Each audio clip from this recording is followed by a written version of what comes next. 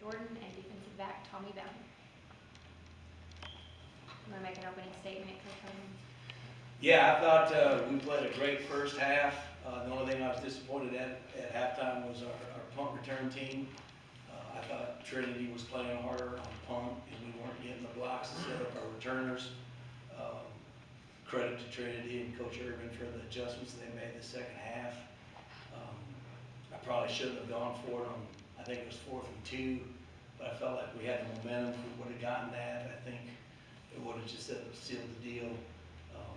And I just didn't want to be timid, but these guys bailed me out, so we'll go back and get prepared for win for the best of whoever comes out of that. Brandon, there was one play in particular, I remember Kyle had to go over to you, say, are you okay? Because you were doing a fair share of blocking out there today. In fact, I think you blocked for number one's touchdown early on in that play.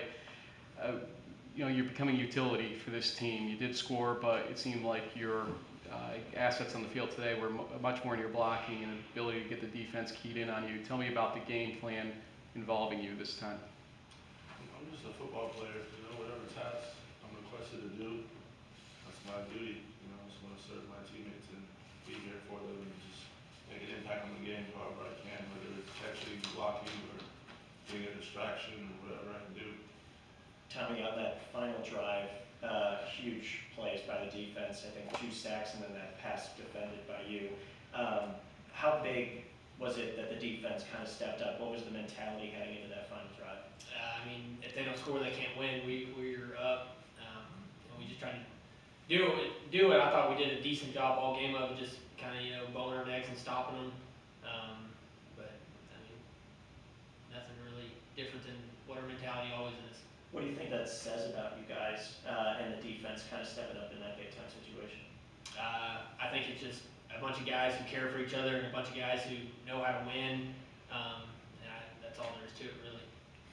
Tommy, the first week I saw you guys was against Muhlenberg. Had an interview with you because you were one of the outstanding defensive players of that game. The next week you guys go to Whitewater, lose that game. A lot of people were saying this isn't a crew defense we're used to, etc. You guys have entered the playoffs playing outstanding football. Tell me about what the mentality is right now, though, for the defense, especially with some of the comments and thoughts and criticisms we heard earlier on in the season.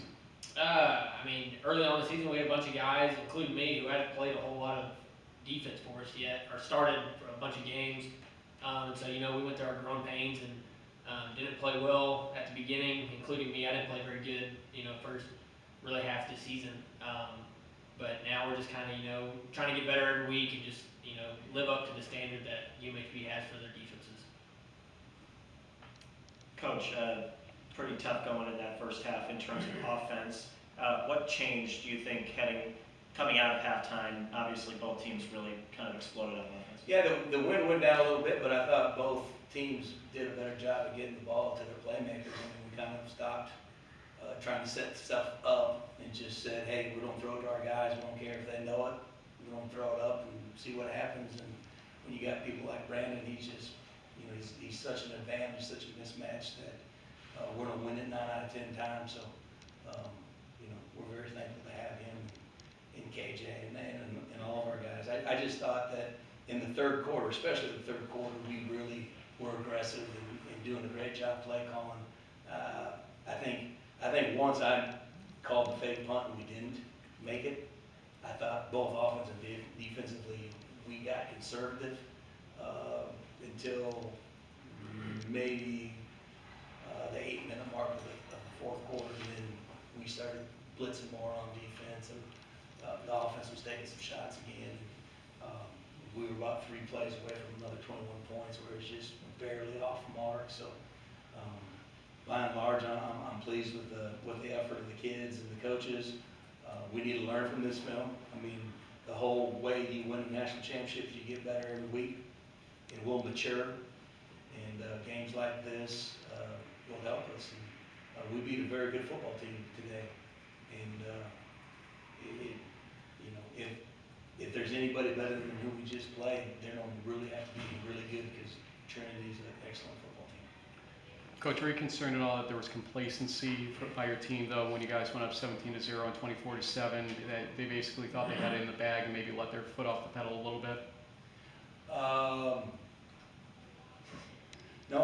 didn't get that sense. If there was any sense of that, it would have been in the coordinators, but, like I said, I think the big, Trinity made some adjustments and they started deeking it down at the back on us. We had one play on defense where we completely blew the coverage, and it was an easy touchdown. So you have just a couple of those, and you talk about the inexperience of the secondary. I mean, when you lose Jefferson Fritz and the 3 linebackers that we lost and Keith Gibson, nobody really understands how much we lost on defense. And these guys have done a great job of just holding each other accountable, trying to get better every week. But when you give up a couple of cheap ones, your confidence goes away from you. And I thought that we had some conservative calls, and we didn't have a lot of confidence. Where sometimes you gotta call some pressures and kind of get guys out of that thinking, oh dear, here it comes again, and get them thinking more about being aggressive. And I think we did that the second half of the fourth quarter. But I thought myself and the coaches probably got a little conservative, not the players. Earlier when you said you know, thought maybe you should have gone fake punt, do you regret going for the fake punt, or do you regret the way y'all went for the fake punt? Well, hindsight's 20/20, we didn't get it. So going for the fake punt, period, was the wrong call. But at the time, the feeling I had was it was there. We didn't execute it, but it was there. And if we could have gotten that, I think the nail's in the coffin. I think it's over right there. And instead we didn't. They took the momentum, kind of got us a little bit, chirping at each other a little bit. Come on, guys, let's. And I thought we did a great job of kind of getting re-settled down and locked back in. But I think that whole little about 4-minute period was because of my bad judgment on the fake punt. Tommy, your defense was on the field for 20 minutes in the second half, I think it was. It's a long time. Do you have to dig deeper today, you guys, than you have any other half this season? No, I didn't know we were on it that long, honestly, kind of just, I guess I didn't know, because I didn't have to dig any Really? deeper than normally. I mean, obviously, we had to stop them at the end of the game there, but, I mean, that's something you try to do, dig for throughout the entire game, so I didn't think it was much different. I thought it affected our D-line. They felt it. Yeah. But we scored fast. So I'd rather be on the field a lot on defense as long as we're scoring fast, right? Brandon, that time with Kyle is coming closer and closer to an end. How special of a connection do you think you guys have? Obviously, you showcased it a lot today. How special has that been to you?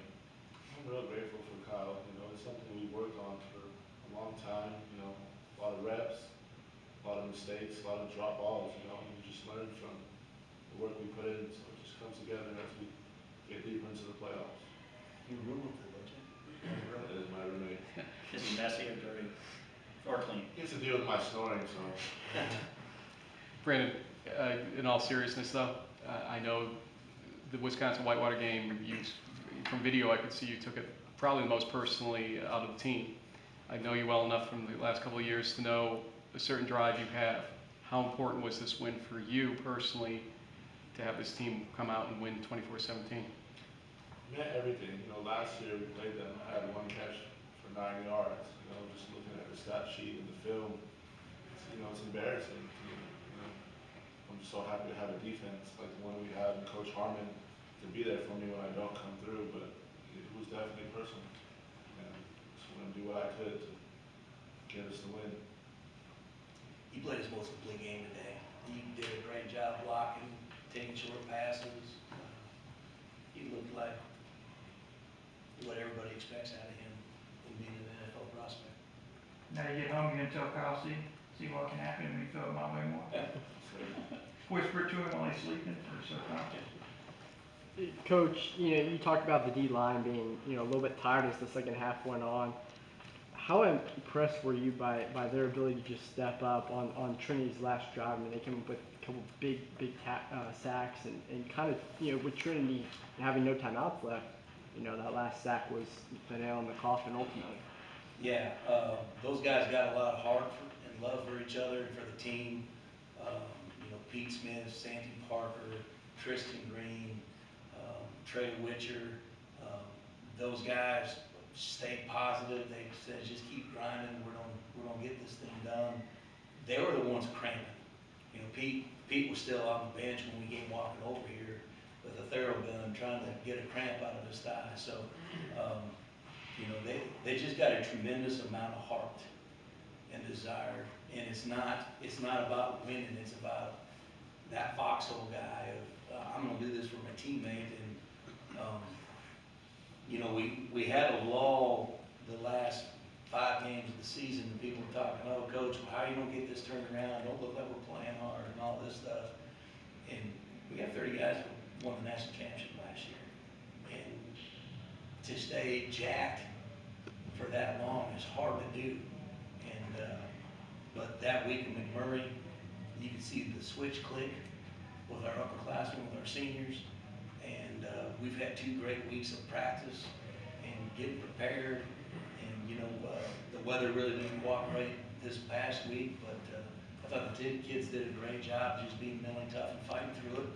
We had practice in the expo.